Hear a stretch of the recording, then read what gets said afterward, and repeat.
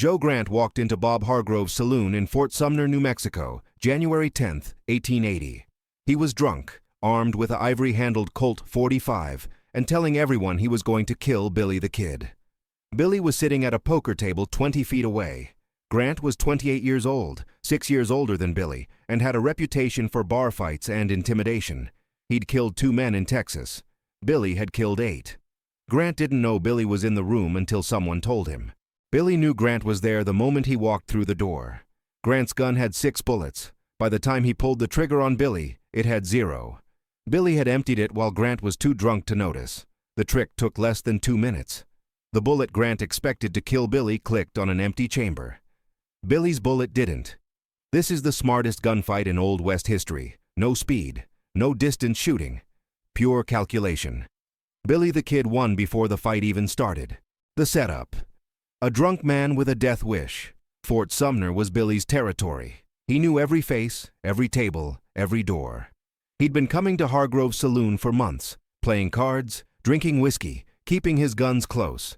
January in New Mexico territory meant cold nights and crowded saloons. 50 people were packed inside when Grant arrived. Cowboys, ranchers, drifters, women. Everyone drinking, gambling, talking loud over piano music. Joe Grant wasn't from Fort Sumner. He was a Texas drifter who'd been in town 3 days. He had money from a cattle drive and a chip on his shoulder. He'd been drinking since noon and telling anyone who'd listen that he was a dangerous man. He wore his Colt on his right hip, ivory handle polished and visible. The gun was his pride. He'd won it in a card game in El Paso and showed it off like a trophy. Billy noticed him the first night Grant came to the saloon. Loud mouth, aggressive drunk, looking for reputation. Billy knew the type. They came through Fort Sumner every few months. Most left quiet, some left in boxes. Billy watched Grant play cards, lose money, and get angrier. He wasn't skilled. He was reckless. By the 3rd night, Grant was broke and furious. He'd lost $200 at poker and blamed the dealer. He'd started a fight with a ranch hand over nothing and been thrown out twice. When he came back at 10 p.m. on January 10th, he was carrying his Colt and making threats. He told the bartender he was going to shoot someone before midnight just to prove he could. Then someone made a mistake. A cowboy at the bar, trying to impress the table, pointed at Billy and said, "That's Billy the Kid over there. He's killed more men than you've met." Grant turned, stared, asked if it was true. The cowboy confirmed it. Grant's face changed. This was his chance. Kill Billy the Kid and become a legend overnight. Every gunfighter in the territory would know his name.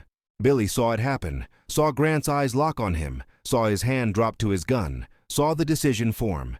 Billy didn't move from his chair. He just watched, calculating, waiting.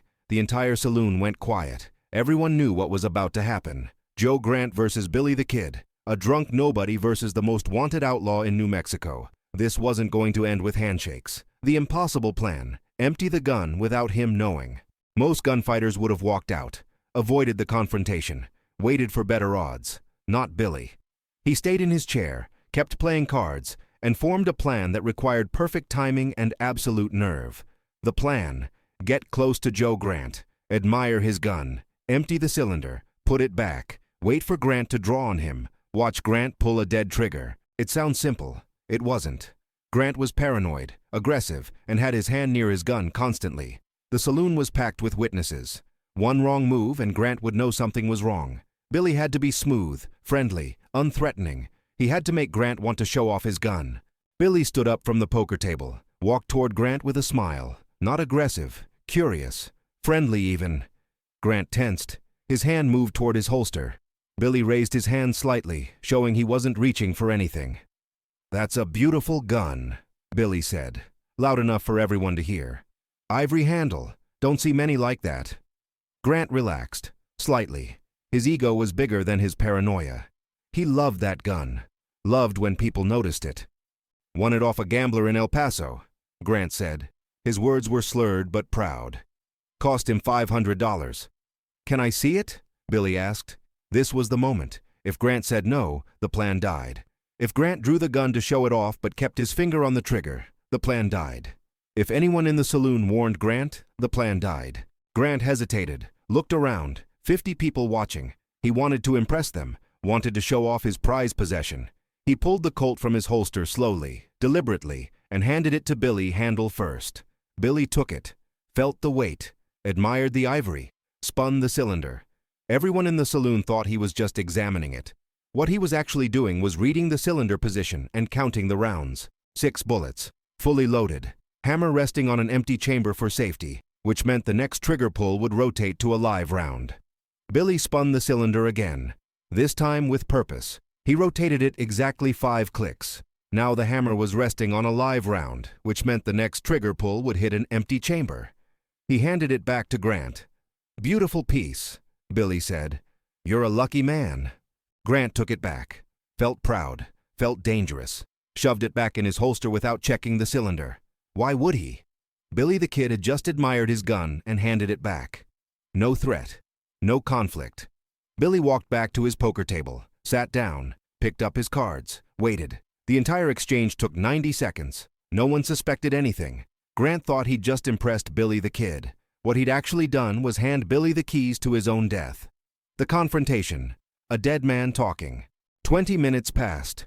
Billy played cards. Grant drank more whiskey. The tension built. Everyone in the saloon knew something was coming. You could feel it. Grant kept looking at Billy, muttering. His hand kept dropping to his gun. Then Grant stood up, walked toward Billy's table, stopped 6 feet away, close enough to talk, close enough to draw.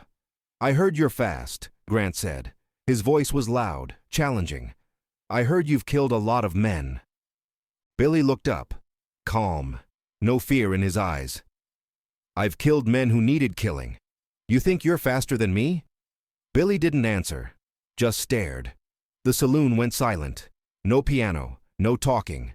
50 people frozen, watching. Grant's hand moved to his gun, not drawing yet, just resting on the handle, threatening, testing. "I could kill you right now," Grant said. "Become famous." Billy smiled. Not a friendly smile, a knowing smile. "You could try." That was the insult that ended it. Grant's face went red. His pride couldn't take it. He'd been challenged in front of the whole saloon. His hand gripped the ivory handle. "You think I won't do it?"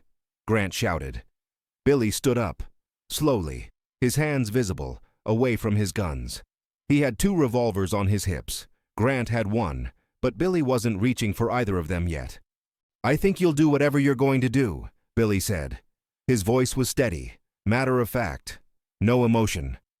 "Just make sure you mean it." Grant drew his gun, fast, faster than most people expected from a drunk man. The Colt cleared leather, came up level, pointed straight at Billy's chest. 6 feet away, point-blank range, impossible to miss. Grant pulled the trigger. Click. Empty chamber. Grant's face changed. Confusion, shock, horror. He pulled the trigger again. Click. Again. Click. Billy drew. One smooth motion. His Colt cleared his holster, came up, fired. 1 shot. The sound was deafening in the enclosed space. Joe Grant stumbled backward, hit the wall, slid down, dead before he reached the floor.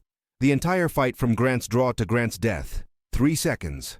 Billy stood there, gun still raised, smoke trailing from the barrel. Grant's ivory-handled Colt was on the floor next to his body, cylinder still rotated to empty chambers. No one moved, no one spoke. They just watched a man pull a gun on Billy the Kid, pull the trigger 3 times at point-blank range, and die because his gun didn't fire. The aftermath. The smartest kill in the West.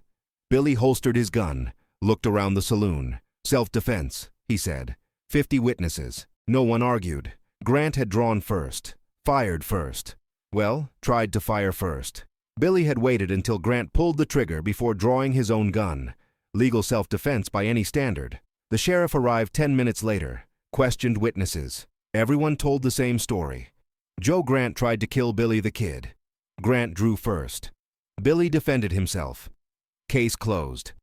What nobody told the sheriff was that Billy had manipulated Grant's gun beforehand. That would have complicated things, made it look premeditated. But everyone in that saloon knew what Billy had done. They'd watched him admire Grant's gun, watched him spin the cylinder, watched him hand it back. They'd watched Billy the Kid rig a gunfight so thoroughly that his opponent died pulling a dead trigger. The story spread through Fort Sumner that night. By morning, it was all over New Mexico territory. By the end of the week, newspapers in Santa Fe and Albuquerque were reporting it. Billy the Kid survives another gunfight. They got the facts wrong. Said it was a draw-and-shoot contest. Said Billy was faster. The cowboys who were actually there knew better. Speed had nothing to do with it. Billy won with his brain, not his trigger finger. Joe Grant's body was buried in Fort Sumner the next day. No family claimed it. His ivory-handled Colt was sold to pay for the burial.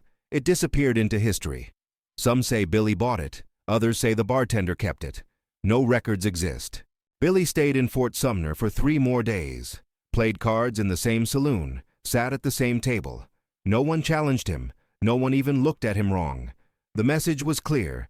Don't draw on Billy the Kid unless you're absolutely sure your gun will fire. The legend. When brain beats speed. The Joe Grant fight became one of the most retold stories in Old West saloons. Not because it was the fastest gunfight or the longest shot or the most dramatic, because it was the smartest.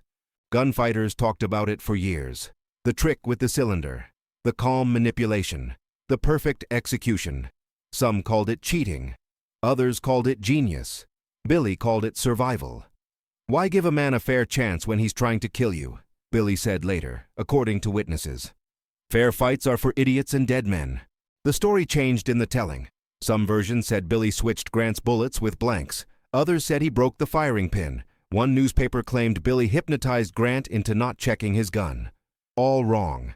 What actually happened was simpler and more impressive. Billy rotated a cylinder 5 clicks and bet his life that Grant wouldn't notice. Historians confirm the basic facts. Joe Grant died in Bob Hargrove's saloon on January 10, 1880. Witnesses testified that Grant drew first. Billy shot in self-defense. No charges filed. The detail about Billy emptying the gun comes from multiple first-hand accounts from people who were in the saloon that night. They told the story for decades. The saloon stood in Fort Sumner until 1902, then burned down. The location is marked now. You can visit it, read the plaque, stand where Billy the Kid outsmarted a man who wanted him dead. Pat Garrett, who would kill Billy 18 months later, heard about the Grant fight. He made a note in his journal. Billy doesn't just outshoot men, he outthinks them. That makes him more dangerous than any fast draw. Garrett was right. Speed kills in gunfights. But calculation? Calculation keeps you alive long enough to kill again. The real lesson. Control the moment before it happens. Most gunfighters in the Old West died the same way. Fast draw, missed shot, return fire, dead. Speed and accuracy determined who lived. Billy the Kid changed the formula. He controlled fights before they started. The Grant trick wasn't luck, it was strategy. Billy saw a drunk man with a death wish and a beautiful gun. He used Grant's pride against him, made him want to show off, made him trust Billy enough to hand over his weapon. Then Billy manipulated the one thing Grant would never check, his own ammunition. The entire plan required Billy to read Grant's personality correctly, ego bigger than caution, time the approach perfectly, friendly, not threatening. Manipulate the cylinder in plain sight, 50 witnesses, none suspicious. Hand the gun back naturally, no hesitation, no tells. Wait calmly for Grant to draw, absolute confidence in the setup. Draw and shoot only after Grant pulled a dead trigger, legal self-defense. One mistake and Billy dies. Grant checks his cylinder, Billy dies. Someone warns Grant, Billy dies. Grant counts the clicks when Billy spins it, Billy dies. Grant decides to just shoot Billy without showing off his gun first, Billy dies. Billy bet his life on reading human nature correctly. He won. This fight proves something about Billy the Kid that speed alone never could. He was one of the most intelligent gunfighters in American history. Not just fast, not just accurate, strategic, psychological, always 3 moves ahead. Joe Grant walked into that saloon planning to kill Billy the Kid and make himself famous. Instead, he made Billy more legendary. The man who dies to teach everyone else a lesson. Don't draw on Billy the Kid unless you've checked your gun. And even then, it might not matter, because by the time you think to check it, Billy's already won. Historical fact. This happened in Fort Sumner, New Mexico Territory, January 10, 1880. Court records confirm Joe Grant died by Billy's gun in self-defense. Multiple witnesses testified Grant drew first. The location is marked and you can visit it today. The question isn't whether Billy cheated. The question is, if someone is trying to kill you and you can stop them without ever drawing your gun, is that cheating or is that just refusing to play their game? Joe Grant pulled the trigger 3 times at point-blank range. Billy the Kid walked out alive. That's not luck, that's control.